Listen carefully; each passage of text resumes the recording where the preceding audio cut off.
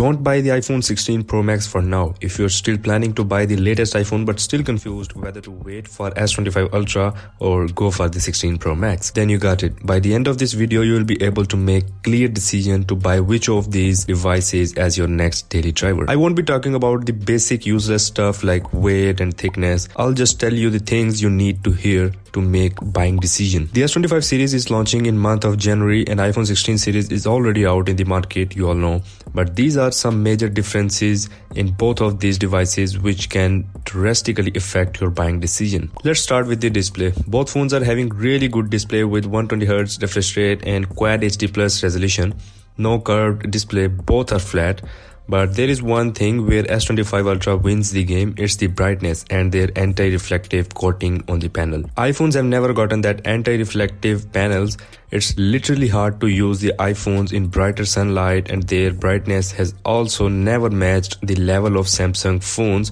Even if we compare the brightness of this year's S24 Ultra's 2600 nits with iPhone 16 Pro's 2000 nits peak brightness, then there is huge difference. And S25 Ultra is also said to have 2600 nits of brightness. Using the iPhones always feel really smooth and crispy colors just because of their insane optimization, but this brightness and anti-reflective factors are what makes the Samsung a little ahead in display game. Now the second thing we're going to talk about is the cameras. There is nothing hidden about iPhone's cameras. These are the best performing phones, especially in camera section. It's just we don't get that much numbers of manual controls as we get on Androids. The stability while recording videos is absolutely insane in iPhone 16 Pro Max, as S25 Ultra is not official at the moment, but we can assume from S24 Ultra's quality, it can never match the iPhone 16 Pro Max camera quality. S24 Ultra also do capture great photos and record good videos, but there has always been that kind of Android's camera colors in its photos. On the other hand, the iPhones never disappoint when it comes to the true colors and their shallow depth of field, which completely picks the edges of objects and captures great photos. If you are a person who need to play with a lot of manual controls in cameras, then S25 Ultra is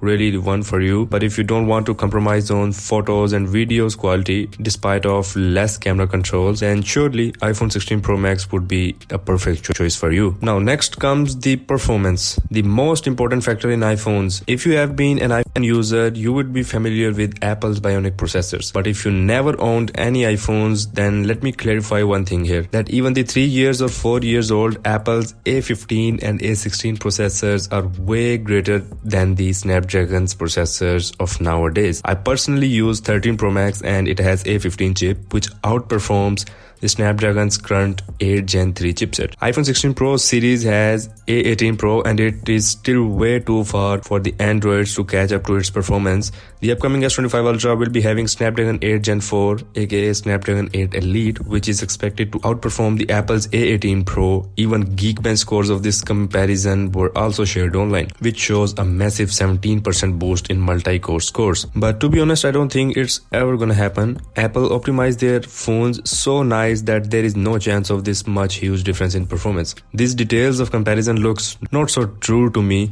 In short, the iPhone 16 Pro Max wins against S25 Ultra in performance too, and I'm talking all of this based on the previous data and performance of both companies. Well, there is one thing where Samsung S25 Ultra takes lead again, it's the temperature control.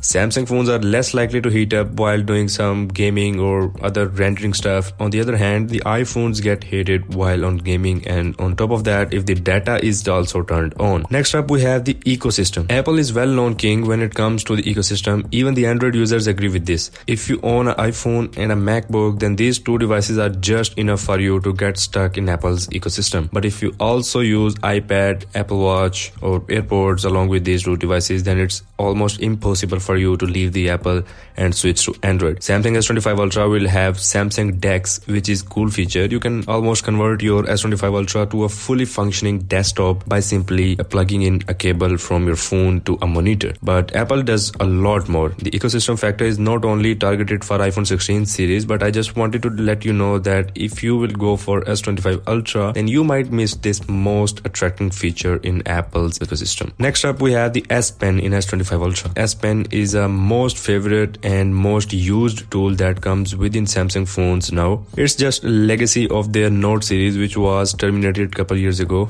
S Pen does really cool things like you can make notes on the go, capture photos without touching the phone, and zoom in and zoom out, and a lot of other cool stuff which iPhone 16 Pro Max surely doesn't.